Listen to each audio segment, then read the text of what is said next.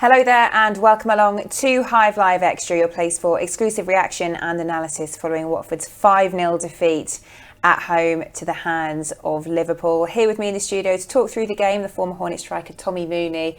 And Tommy, in the build-up to this one, we did talk about Liverpool being a world-class side, and there was the evidence, should we need it. I think it shows the vast difference between the top half of the Premier League and the bottom half. I think you have to say, after watching the game today, it'll be a really, really top team that finishes above Liverpool in the Premier League this season. So it perhaps gives the result a little bit of context. And I genuinely think we've seen the best player in the world right now in Mo Salah today. I was so impressed with everything about his game. I thought he was exceptional. What about the Watford side of things, the Watford performance? Is there much they could have done better on the day today? I think there always is.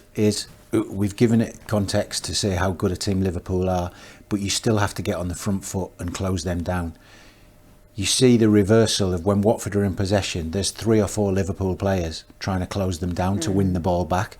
And that's the top team in the league. So if they're doing it, I think we have to do it better too. And I'm sure Claudio Ranieri will want that from his players from the very next game and going forward. We have to close them down better, win the ball back earlier and higher if we possibly can. And I think that will be the main aim for the coach over the next week. Yeah, we did suspect pre-match it might not be the easiest afternoon, especially given that Ranieri's had quite minimal time really with these players, and a lot of these players have been off on international duty, whereas Liverpool, meanwhile, yes, they've got internationals, but they're a pretty well-oiled machine, aren't they? And actually, Tim and I, the announcer, we looked over at you a couple of times. I don't think you blinked sometimes when they were in possession, Liverpool, because they were frightening, weren't they? They were. It's the first time I've seen them live for a couple of seasons, and I thought they were exceptional. And yeah, we talk about how they win the ball back, but when they're in possession of the ball, they look like they're trying to score every time they get it. Mo Salah in particular, the way he receives the ball, his body shape, his balance and his technique is just unplayable at times today. He made some of our players look foolish at times. And, I think sometimes it's easy to criticise the defenders, but when you're playing against, for me, the best player in the world, it's difficult to do that. We'll have more analysis from Tommy in a moment or two, but first, here are the highlights. It's their model, it's the way they do things, it's how they gain success. Lovely turn by Salah, inviting ball here for Sadio Mane, brilliant goal. That is outstanding. Salah's turn, wonderful ball, clinical finish. Watford 0, Liverpool 1. It's a good run made there by Robertson. Salah picks up the pieces, good save Foster.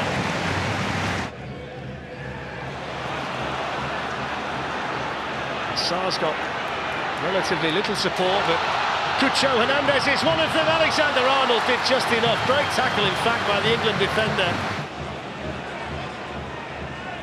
Milner on the overlap. Liverpool are in. Tap in Firmino, 2-0. Roberto Firmino challenged by Cathcart. Breaks for Milner. Picks out Keita. Chance to shoot. Hits the bar. Mo Salah running through the middle. It falls for Firmino. It's 3-0. Salah with a chance. Wonderful feat, brilliant play. Here he goes, Salah. Oh, what about that? Oh my word, that was sensational. Kuczka with a chance to shoot, and the first involvement today for Kelleher. Rose hits it straight at Firmino. Played in now to Sadio Mane, misses the target. Here's Sissoko. Gets away from Milner. It's a good run this by Sissoko. Hernández shoots. Well, that's something at last to at least get the Watford supporters off their seats. There is applause from the Watford fans. Joel Matip just beaten to that by João Pedro. They've managed to get the ball back here. There's the choice at the post. Wonderful try by Sarr. He was beaten Kelleher. Williams moves away from Danny Rose and gets the ball in, and there is the hat-trick. Second hat-trick for Liverpool for Bobby Firmino. He's a Bobby Dazzler at Vicarage Road today. Well, as we've seen there, Liverpool just clinical really with their chances, weren't they? I think they had 19 overall, 8 of those on target and 5 goals ultimately to show for it.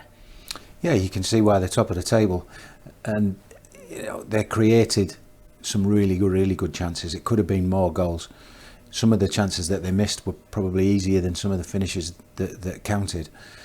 But I think for me, it's the way they pass the ball, the 1 and 2 touch passing, the speed of their movement and speed of thought was just head and shoulders above today. Even the one, Firmino's goal, when James Milner squared it across, he knew he wasn't going to risk taking the shot. He knew he was getting the pass, so he could stay in the middle of the goal and stay onside. He didn't have to take any risks. And that for me is the cohesion of a successful team.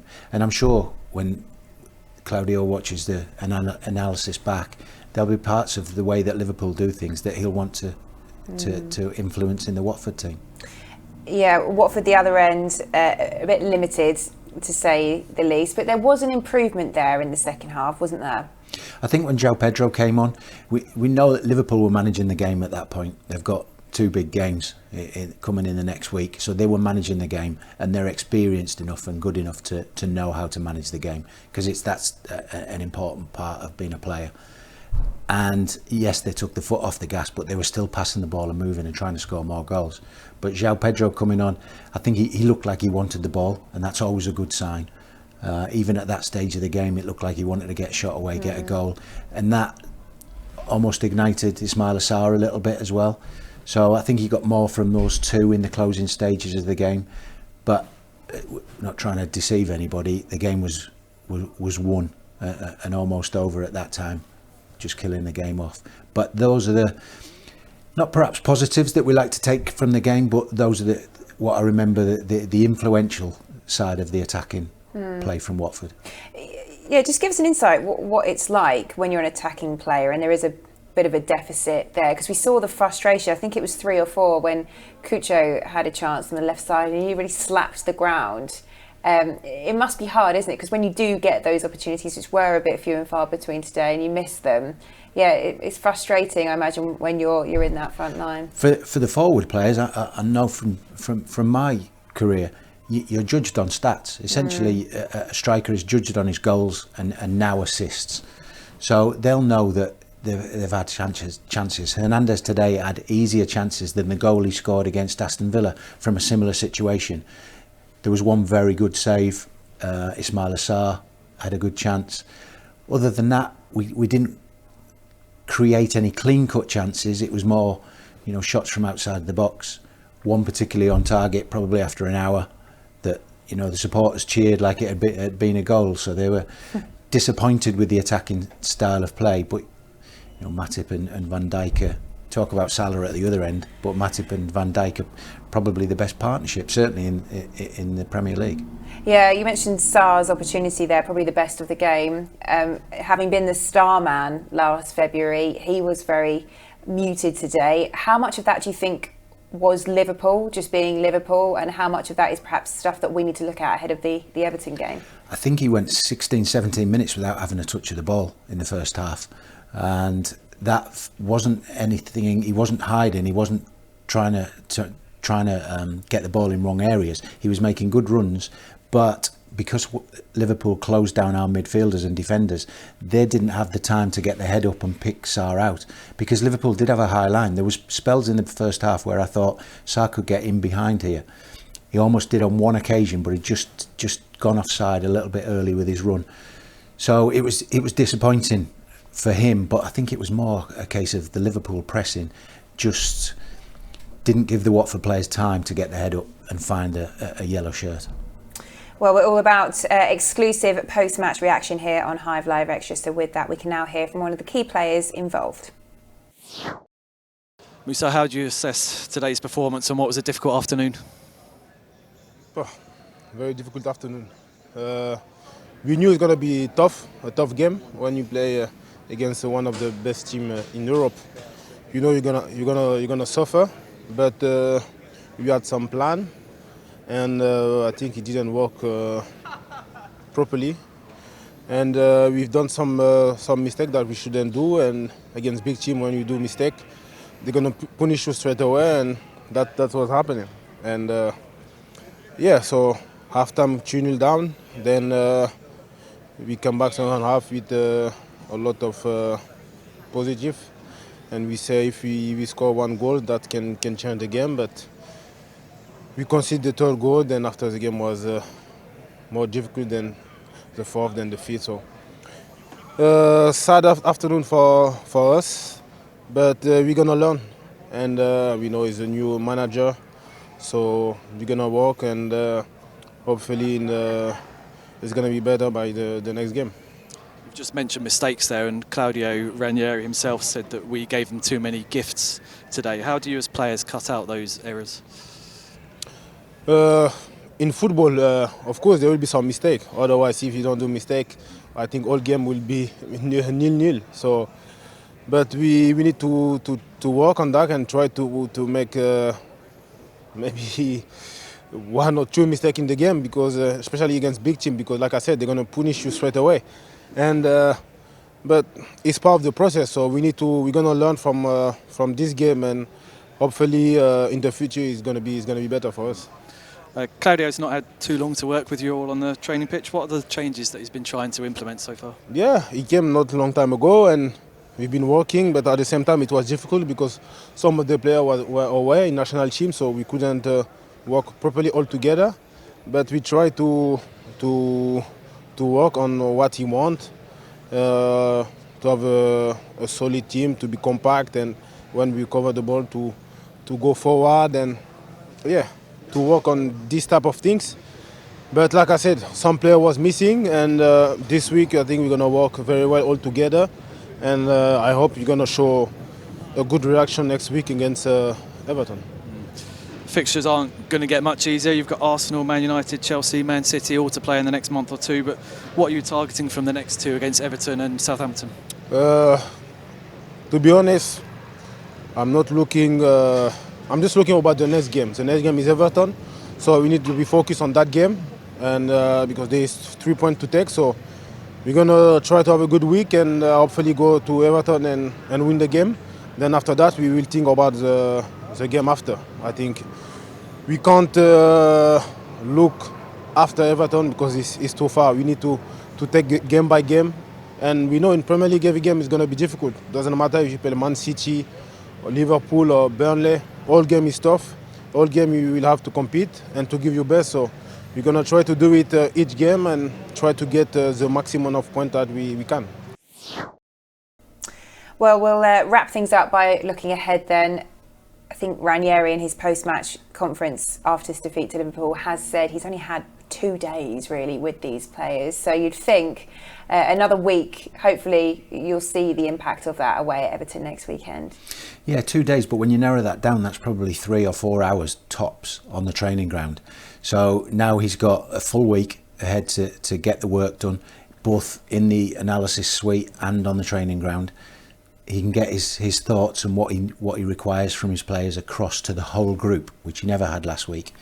So I think that's a good opportunity for him, because every head coach that comes in has different ethos, different mindset and a different way of playing. So the players have got to learn that style, and you can only do that at the training ground, like I say, on and off the pitch. So I think that'll be a big positive. The shape will be a different thing. We expected a 4-4-2. We were surprised by that. Certainly with Ismaïla Sarr playing down the middle, that was a surprise. He did play his last couple of games at Udinese with a back 3. Will he continue that? I think he'll have learnt more from his players. He'll certainly know more this evening than he did last night about the players he's got working under him. Yeah, so even with that improvement in the second half and the change in shape, you wouldn't be surprised maybe to see him revert to that back 3 again for the start of the next game, given that they will get that extra week together? Yeah, absolutely. And then given the fact that you're playing against Everton, not Liverpool, I think that makes a difference as well. And being away from home, we're set up to counter-attack with the pace and energy that we've got. So that could be a little bit in our favour for next week. But we just have to see an improvement on the performance, and then that sets up a good game at Everton and then a massive game at Southampton the week after. Still, Goodison's not an easy place to go, is it? What are your memories of playing there? No, not good. I don't think I ever took any points home away from Everton. So not a good omen. I'll stay here for Saturday's game. Just a reminder then, next Saturday the Hornets are in action away at Goodison Park, so we'll have all your build up to that one on Hive Live. It's a 3 o'clock kickoff, and a link to tickets there if you haven't investigated that already. And a reminder that we do now have this new midweek Hive Live show, which, Tommy, you're looking forward to, aren't you? I mean, it'll be a look across all aspects of the club. I think they'll dip into the academy, the community trust, the women's teams, but the first team as well, and a bit more Tommy Mooney, hey, which you are happy about. Well, it'll be an insight into the club. I think something different, which is always a fresh approach. So I'm looking forward to seeing the content just as much as you are. Yes. All right, well, we'll leave it there. Do keep an eye out on the club's social media channels for all your build-up to that away game at Goodison Park against Everton next Saturday. But from us here on Hive Live Extra, for now, it is goodbye.